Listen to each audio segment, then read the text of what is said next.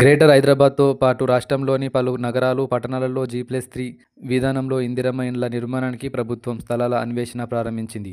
ఈ మేరకు గ్రేటర్ పరిధిలోని 16 మురికివాడలలో గృహ నిర్మాణ శాఖ స్థలాలను గుర్తించింది. వీటిలో ఐఎస్ సదన్ సమీపంలోని సరళాదేవి నగర్, దిల్సుఖ్ నగర్‌లోని పిల్లిగూడ సై ప్రాంతాలలో G+3 నిర్మాణాలకు ఎలాంటి సమస్యలు లేవని గుర్తించింది. పలుచోట్ల వివాదాలు, స్థానికంగా ఇబ్బందులు ఉన్నట్లు అధికారుల దృష్టికి వచ్చింది.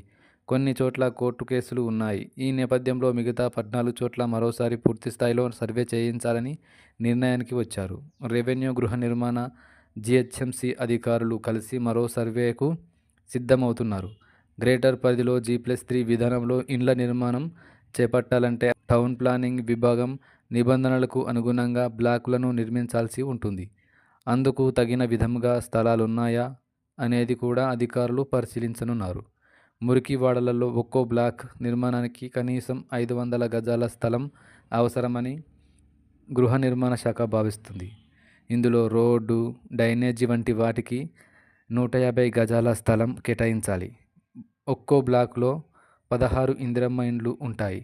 జీహెచ్ఎంసీ పరిధిలో ఒక్కో నియోజకవర్గానికి 3,500 చొప్పున మొత్తం 84,000 ఇండ్లను కేటాయించాలన్నది లక్ష్యం. ఇప్పటికే గుర్తించిన మురికివాడలలో పరిమితంగానే స్థలాలు ఉండటంతో మరోసారి గ్రేటర్ పరిధిలోని మిగతా ప్రభుత్వ మురికివాడల స్థలాలపై సర్వే చేపట్టనున్నారు.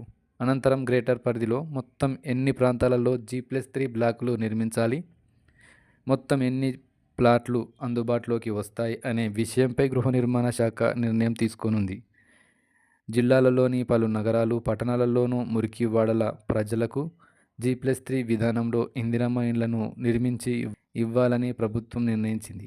వరంగల్, కరీంనగర్, మహబూబ్ నగర్, నల్గొండ, నిజామాబాద్, ఖమ్మం తదితర ప్రాంతాలలో పేదల బస్తీలలో అక్కడే ఇండ్ల నిర్మాణానికి స్థలాలను గుర్తించి ప్రతిపాదనలను పంపించాలని జిల్లా కలెక్టర్లు, హౌసింగ్ పీడీలను ఉన్నతాధికారులు కోరారు. ఛానల్ను లైక్ చేయండి, షేర్ చేయండి, సబ్స్క్రైబ్ చేయండి.